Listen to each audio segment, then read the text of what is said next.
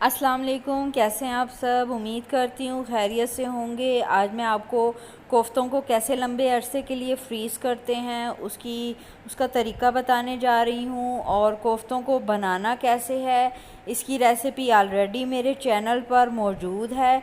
कोफ्ता करी Aruba health and beauty लिखकर आप सर्च कर सकते हैं। आपको मैं इसका लिंक भी डिस्क्रिप्शन बॉक्स में दे दूँगी कि आपने कोफ्तों को किस तरीके से बनाकर हाई फ्लेम पर उन्हें फ्राई कर लेना है।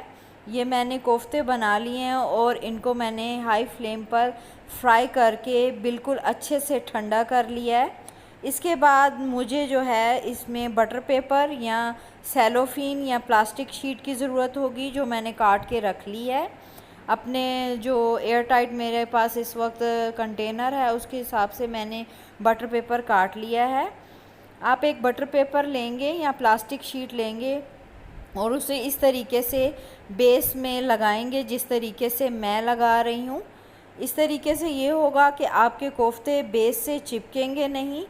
और अब मैं कोफ्तों की लेयर लगाऊंगी इस तरीके से कि मेरे जो कोफ्ते हैं उनमें गैप रहे, वो आपस में चिपके हुए ना हो, ताकि फ्रीज़ होने के बाद जब भी मैं ग्रेवी तैयार करूं कोफ्ते की या कोफ्ते अंडे की जो भी है, तो ये आपस में चिपके ना हो और आसानी से पिक हो सकें और उसके बाद मैं इसको ग्रेवी में ऐड कर सकूं।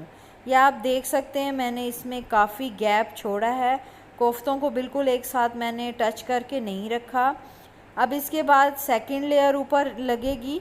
आप एक और बटर पेपर ले लें या सेलोफिन ले लें और उसके ऊपर जो आपके नेक्स्ट बाकी कोफ्ते हैं उसकी लेयर लगा लें। मेरे पास इतने ही बाकी थे तो 4 ही मैंने ऊपर लगाए हैं।